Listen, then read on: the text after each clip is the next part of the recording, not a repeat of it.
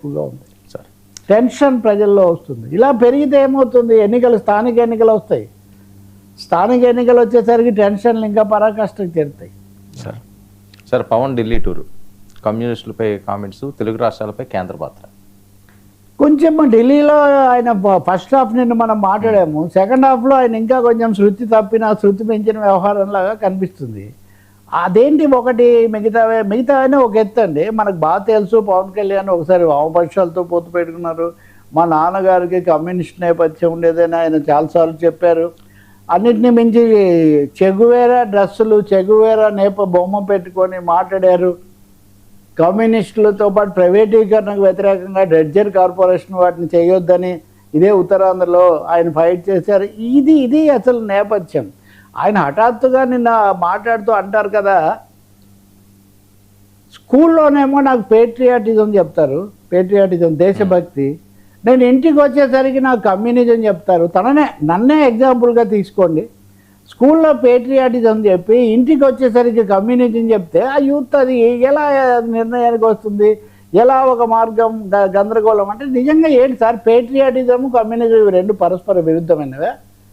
కమ్యూనిస్టులు దేశభక్తులు కారు అని ఈయన చెప్తున్నారా?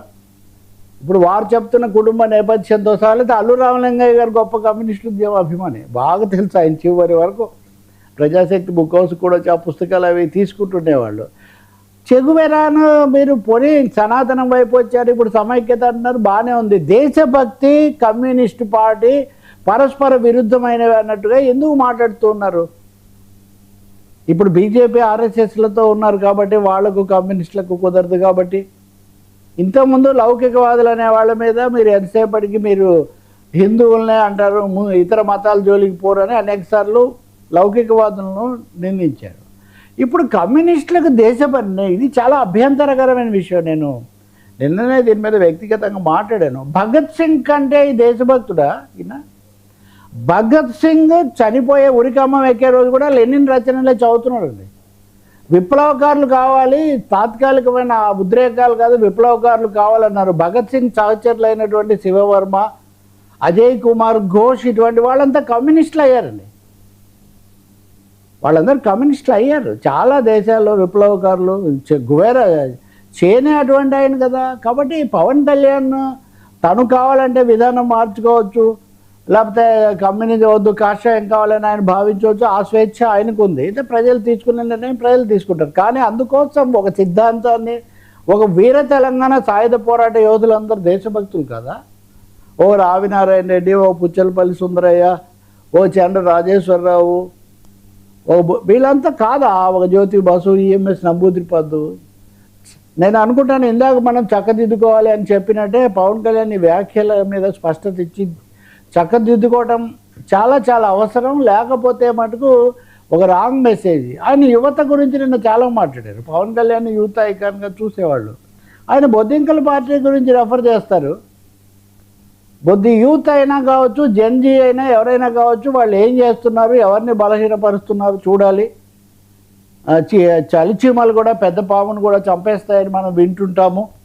కాబట్టి జెన్జీ అయినా యూత్ అయినా వీళ్ళందరూ కలిసి ఎవరిని దెబ్బతీస్తున్నారని చూడాలంటే ఎవరిని దెబ్బతీస్తారు? ఇప్పుడు దేశంలో అధికార పార్టీ బీజేపీ, మోదీ నిరంకుశంగా ఉన్నారు, విధానాలు బాగాలేవని చాలా అంటున్నారు. ఇప్పుడు జెన్జీ వాళ్ళు రాజీనామా అడుగుతుంది ప్రభుత్వం యొక్క మంత్రినే కదా. వాళ్ళు ఖచ్చితంగా విమర్శిస్తున్నారు. అది పొరపాట.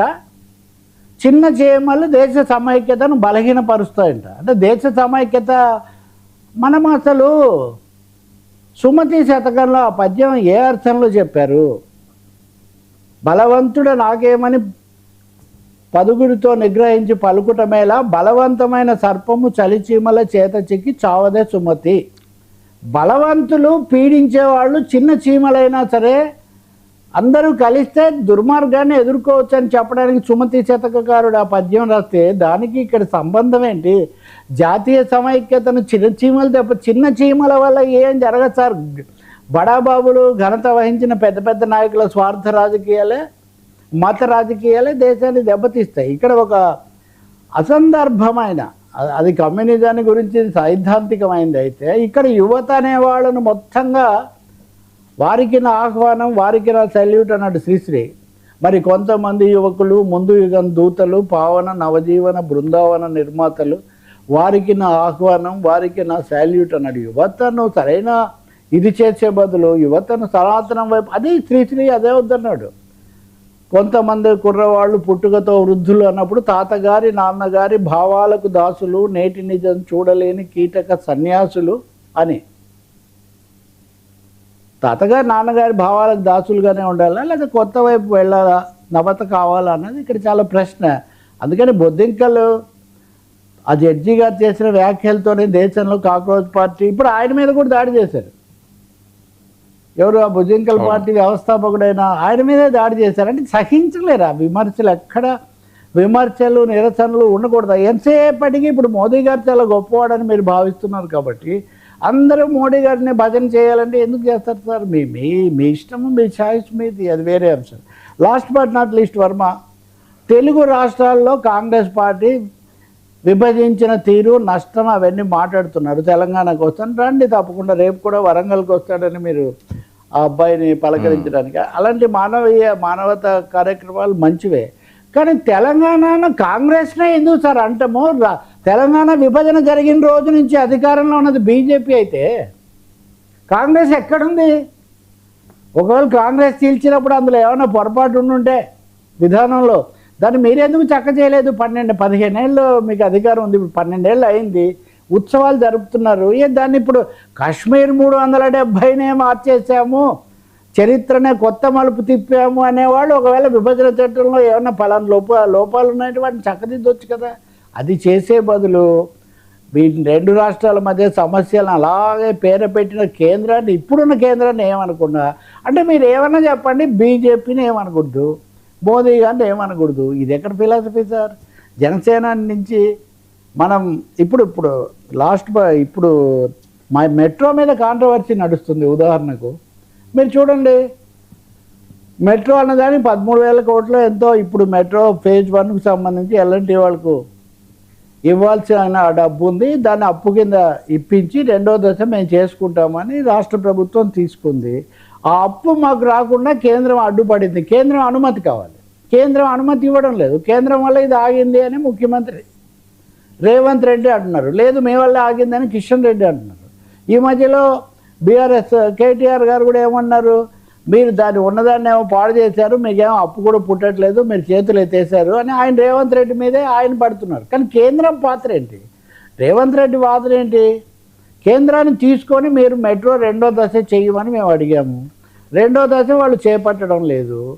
మొదటి దశ తీసుకుంటే తప్ప 2వ దశ మేము చేయమని ఎల్ఎన్టీ చెప్తూ ఉంది.